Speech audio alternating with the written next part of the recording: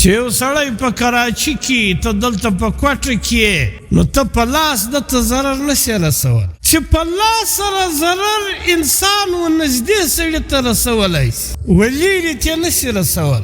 او په ژبه سره ته نږدې ته هم ضرر رسولی شي او ولې ته هم ضرر رسولی شي بلکې ومړو ته هم رسولی شي نو د ژبې ضرر د لاس تر ضرر زیات شو که نه شو زیات نن زموږ په معاشره کې همدردي ختم شوی ورور له ورور سره همدردي نه لري عزیز له عزیز سره همدردي نه لري حکمران له خپل رعیت سره همدردي نه لري دا په موږ کې دا د همدردي ماده ختم شوه بلکې زموږ همدردي پرېږده زموږ له لاسه څخه خلک په امن نه دي زموږ له ژبو څخه خلک په امن نه دي د همدردۍ بجای چې موږ له خلکو سره همدردي وکړو د الله له مخلوقه سره همدردي وکړو دلازاري یې کوو اولاد د خپل والدینو هزاري کوي ورور د خپل ورور دلازاري کوي همسایه د خپل همسایه دلازاري کوي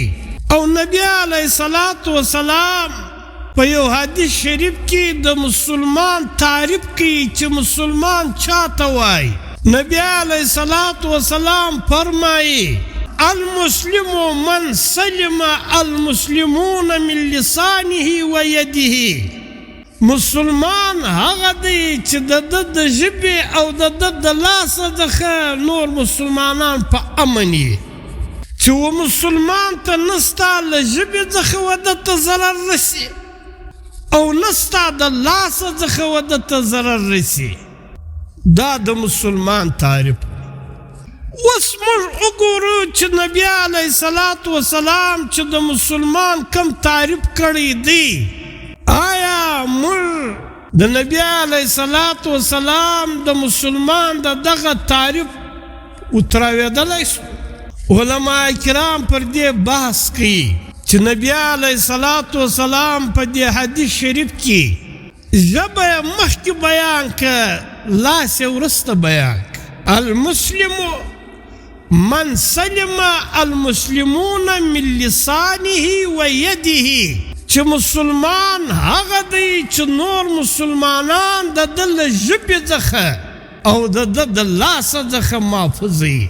ژبه یې مخکې بیان که لاس یې وروسته بیان علماء کرام د دې درې وجې بیانوي یوه وجه یې دا ده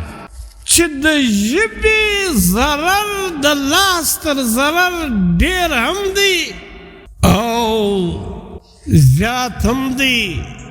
او خطرناک هم دی ولې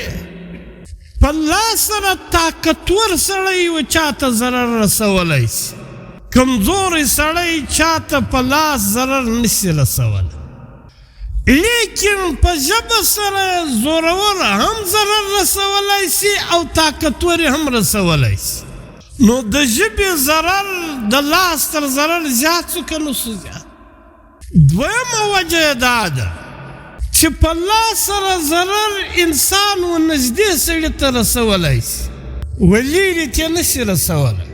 چې یو سړی په کراچي کې ته دلته په کوټه کې نو ته په لاس دته ضرر نشي رسولی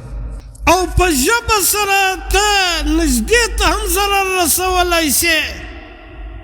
او ولې ته هم ضرر رسولی شي بلکې ومړو ته هم رسولی شي درېیمه وجه علماء کرام دا لیکي چې د لاس زخم جوړیږي جوړتیا لري لیکن په دا ژبه کله کله داسې زخم په زړه کې جوړ شي چې دا بیا په ګرد زندګي نه ویریږي دا زخم نه جوړیږي نو نبی علیه الصلاة والسلام د مسلمان تعریف کوي